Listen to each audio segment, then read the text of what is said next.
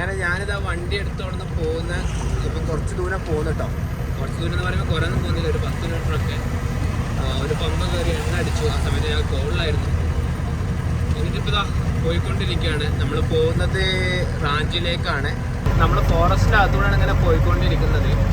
അത്യാവശ്യം നല്ല തിക്കായിട്ടുള്ള ഫോറസ്റ്റാണ് തോന്നുന്നത്. കുറേ അടുത്തടുത്ത് മരങ്ങൾ കാണാൻ പറ്റുന്നുണ്ട് റോഡ് സൈഡിൽ. अरे चुम्मा नृत्य कड़प भाई क्या नाम है आपका? हमारा नाम श्रीकांत। श्रीकांत इधर का है क्या? ये जगह का नाम क्या है? ये जगह का नाम है बिलपरा। बिलपरा കൊള്ളാട്ടോ. ഞാൻ വല്ല ബിസ്ക്കറ്റ് കാര്യങ്ങളെന്തെങ്കിലും വാങ്ങിയിട്ട് ഇങ്ങനെ കഴിച്ചു പോകുമെന്ന് വിചാരിച്ച് നിർത്തിയാണ്. ഇത് കണ്ടപ്പോൾ ലൈറ്റും കാര്യങ്ങളും കണ്ടപ്പോൾ എന്തായാലും എന്തെങ്കിലും വാങ്ങട്ടെ. ഗൈസ് മൂപ്പരേ മോശമില്ലാതെ മലയാളം സംസാരിക്കും കേട്ടോ.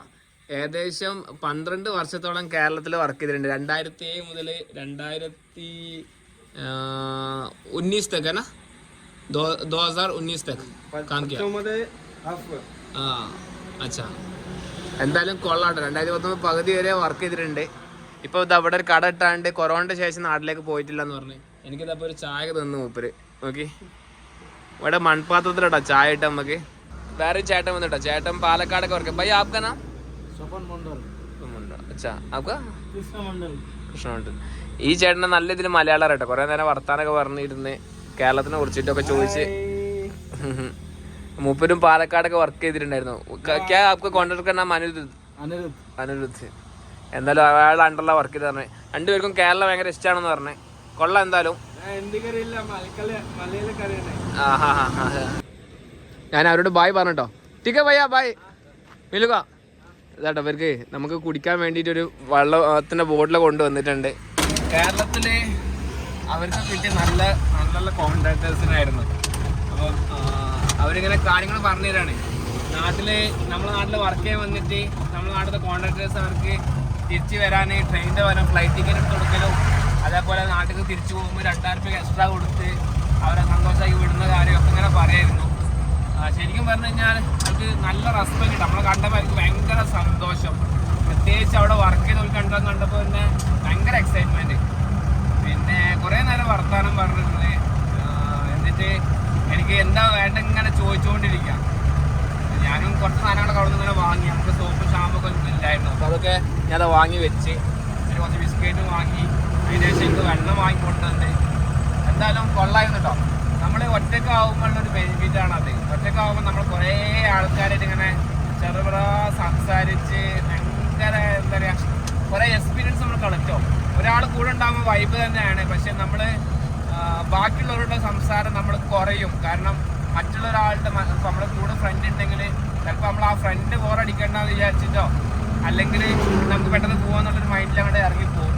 അപ്പം ഇങ്ങനെയൊക്കെ ആകുമ്പോൾ എന്താ വെച്ചാൽ ഇപ്പോൾ ഞാനിപ്പോൾ അവിടെ പോയിട്ട് ഒരു മണിക്കൂറോളം അവരുടെ കൂടെ സംസാരിച്ച് നാട്ടിൽ വന്ന് വർക്ക് ചെയ്ത് ഇവിടെ കുറച്ച് സ്ഥലമൊക്കെ വാങ്ങി അങ്ങനെ ഇവിടെ തന്നെ കല്യാണം കഴിച്ച് കുട്ടിയായി ഇപ്പം ഇവിടെ തന്നെ സെറ്റിൽ ആവാന്നുള്ളൊരു മൈൻഡിൽ കട കെട്ടാണ്ട് ഇങ്ങനെ ജീവിക്കുകയാണ്.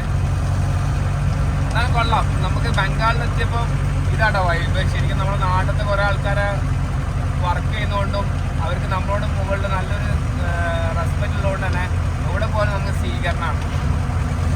അത് നിങ്ങൾക്ക് ബംഗാൾ കൂടെ കറങ്ങുമ്പോൾ എന്തായാലും ഫീൽ ചെയ്യും. അത് കഴിഞ്ഞൊരു 500 മീറ്റർ ഞാൻ പോകുന്നില്ല കേട്ടോ. അപ്പോഴേക്കും ഞാനൊരു ഒഴിഞ്ഞ സ്ഥലം കണ്ടി. ലോറിക്കാരൊക്കെ നിർത്തുന്ന പമ്പിൻ്റെ ഓപ്പോസിറ്റുള്ള സ്ഥലം. അപ്പോൾ പമ്പിൽ പോയി ഞാൻ ചോദിക്കാൻ നിന്നില്ല. ഇപ്പോഴത്തെ കടയിൽ പോയി ചോദിച്ചു. ആ ചേട്ടനോട് പോയി ചോദിച്ചപ്പം ആ ചേട്ടൻ ഇവിടെ താമസിക്കാൻ വേണ്ടി പറഞ്ഞു. അപ്പോൾ നൈസ് സ്ഥലമാണ്. നമുക്ക് വലിയ ശല്യമൊന്നുമില്ല. സൈഡിൽ പാടാണ്. മേലെ തന്നെ കിടക്കണം. കാരണം എന്താണെന്ന് വെച്ച് കഴിഞ്ഞാൽ ഇവിടെ അല്ലെങ്കിൽ ചൂടെടുക്കും ഉള്ളിൽ കടന്നു കഴിഞ്ഞാൽ. ചന്ദ്രൻ പൂർണ്ണചന്ദ്രനാണ് കേട്ടോ. പക്ഷേ കാർമേഘം കാരണമായിട്ട് മൂടി കിടക്കുകയാണ്. എന്തായാലും കൊള്ളാം. ഭക്ഷണം നമ്മൾ അവിടുന്ന് എനിക്ക് എന്താ പറയുക പോരുന്നതിന് മുന്നേ മട്ടൻ്റെ സാധനം ഉണ്ടല്ലോ ഇന്നലെ കഴിച്ചേ, അത് വീണ്ടും തന്ന് അതും ചായയൊക്കെ കുടിച്ചപ്പോൾ പിന്നെ അങ്ങോട്ട് ഫുള്ളായി. പിന്നെ അതിൻ്റെ ഇടയ്ക്ക് സാൻഡ്വിച്ച് കഴിച്ചിട്ടുണ്ടായിരുന്നു. എന്തായാലും ഇന്ന് അടിപൊളി ദിവസമായിരുന്നു. പ്രത്യേകിച്ച് കുറേ ഒന്നും ചെയ്തിട്ടില്ല. ഒന്ന് റെസ്റ്റ് എടുത്ത് പ്രോപ്പറായിട്ട് വേണം പറയാം. പിന്നെ ചെറുതായിട്ടൊന്ന് അവിടെ ചുറ്റുവട്ടത്തുള്ള സ്ഥലങ്ങളൊക്കെ ഒന്ന് കറങ്ങി ടീച്ചറിൻ്റെ കൂടെ. ഇനി നമുക്ക് നാളെ എന്ത് എക്സ്പീരിയൻസ് ആണ് കിട്ടുന്നതെന്ന് അറിയില്ല. എന്തായാലും നാളത്തെ ദിവസം നോക്കാം. അപ്പോൾ ഞാനിപ്പം തൽക്കാലം അവസാനിക്കുകയാണ്. ഇനി ഞാൻ ഈ കിടക്കുന്ന കാര്യങ്ങളൊന്നും കാണിച്ചു തരുന്നില്ല. കാരണം നിങ്ങൾ സ്ഥിരമായിട്ട് കാണുന്ന കാര്യം തന്നെയല്ലേ. നോക്കി നമ്മൾ ഇന്നലെ കിടന്ന സ്ഥലമായിട്ടത്. ഇവിടെ സുഖമായിട്ട് കിടന്നുറങ്ങി, മഴയൊന്നും പെയ്തില്ല. അവിടെ ഫുൾ ഇവിടെ അങ്ങോട്ട് മുന്നോട്ട് മൊത്തം നെൽപ്പാടാണ്.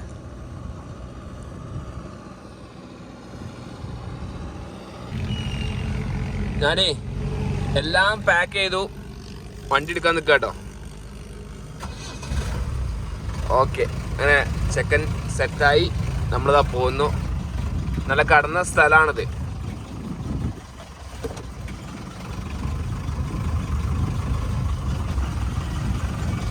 ആദ്യം നമുക്ക് വണ്ടിയുടെ ഓയിലും ഇതൊക്കെ ഒന്ന് ചെക്ക് ചെയ്യാം. ഇങ്ങോട്ട് പോവാം. നമ്മളേ ഓയിലും വെള്ളമൊക്കെ ചെക്ക് ചെയ്തു, സെറ്റാണ്. വണ്ടി എടുത്ത് ഇങ്ങനെ പോകുന്നു.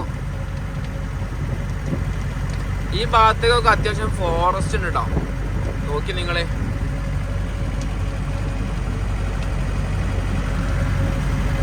ബ്രേക്ക്ഫാസ്റ്റ് കഴിക്കാൻ വേണ്ടി വണ്ടി നിർത്തിട്ടോ. നോക്കി നിങ്ങളൊരു സ്ഥലത്ത് നിന്നാണ് കഴിക്കുന്നത് കേട്ടോ. ഭക്ഷണം പൊറോട്ട പോലത്തെ സാധനം, അതേപോലെ കറി, ഉള്ളി, സോസ് ഇങ്ങനെ തരും. നമുക്ക് ആവശ്യത്തിന് ഇങ്ങനെ കഴിക്കാം. ഞാൻ ഓംലെറ്റ് കൂടി പറഞ്ഞിട്ടുണ്ട്. അപ്പോൾ എന്തായാലും പെട്ടെന്ന് കഴിക്കാൻ കേട്ടോ. നല്ല കഴിക്കുന്നുണ്ട്. ഞങ്ങളിതാ ഏഷ്യൻ ഹൈവേ 1 കയറിട്ടോ. ഏഷ്യൻ ഹൈവേ 1 കയറി ഇങ്ങനെ സുഖമായിട്ട് പോയിക്കൊണ്ടിരിക്കുക. നല്ല തണുത്ത കാറ്റും നല്ല കാർമേഘം മൂടി ഇങ്ങനെ കിടക്കുന്നുണ്ട്. അതോടെ എന്ത് വൈബാണ് ഓടിക്കാൻ. ശരിക്കും പറയാമല്ലോ, ഞാനിങ്ങനെ ഓരോ സംസ്ഥാനം വിട്ട് പോകുമ്പോൾ സത്യം വന്ന സങ്കടം വരികയാണ്. അതായത് എൻ്റെ മോനെ തീരാനായല്ലോ എന്നുള്ള സങ്കടം. വേറെ തന്നെ എക്സ്പീരിയൻസ് ആയിരുന്നു. ശരിക്കും പറഞ്ഞു കഴിഞ്ഞാൽ പല മൂമെൻറ്റ്സും ക്യാപ്ചർ ചെയ്യാൻ പറ്റിയിട്ടില്ല. അത് വേറൊന്നും കൊണ്ടല്ല, നമ്മൾ ഇപ്പോൾ ആൾക്കാരുടെ മുമ്പിലേക്ക് ഇങ്ങനെ ക്യാമറ കൊണ്ട് ഓണാക്കി പോകുമ്പോൾ നമ്മൾ അവരെന്തോ യൂസ് ചെയ്യുന്ന പോലെയാണ് എനിക്ക് ഫീൽ ചെയ്യാറ്. അപ്പം അങ്ങനെ ഒരു തോന്നലുള്ളതുകൊണ്ട് തന്നെ അധിക സമയത്ത് നമ്മൾ അവരോട് ചോദിക്കും, നിങ്ങൾ വീഡിയോ എടുക്കുന്നതിന് പ്രശ്നമുണ്ടോ, എന്നിട്ടേ നമ്മൾ എടുക്കാറുള്ളൂ. അപ്പോൾ പലപ്പോഴും നമുക്ക് പല മൂമെൻറ്റ്സും നഷ്ടപ്പെട്ടു പോകും. എന്നാൽ പോലും ഭയങ്കര എക്സ്പീരിയൻസ് ആയിരുന്നു. നമ്മളെ കൂടെ എന്താ പറയുക, 3 ആളായിട്ട് അടുത്ത് കൂടി. അലാവും, വിഷ്ണു, അതുപോലെ തന്നെ ചർച്ചലി. അലാവും ഇവരൊക്കെ വന്നത് കുറച്ച് ദിവസത്തേക്കാണെങ്കിൽ പോലും നമ്മളെ ഇപ്പോൾ ആ വൈബായതുകൊണ്ട് തന്നെ എത്ര ദിവസം നമ്മൾ കൂടെ നിന്നത്. എന്തായാലും ഞാനും അവരെ കൂടെ സമയമൊക്കെ എൻജോയ് ചെയ്ത്. എല്ലാവരും കൂടി ഡിഫറെൻറ്റ് ആയിട്ടുള്ള എക്സ്പീരിയൻസ് ആണ്.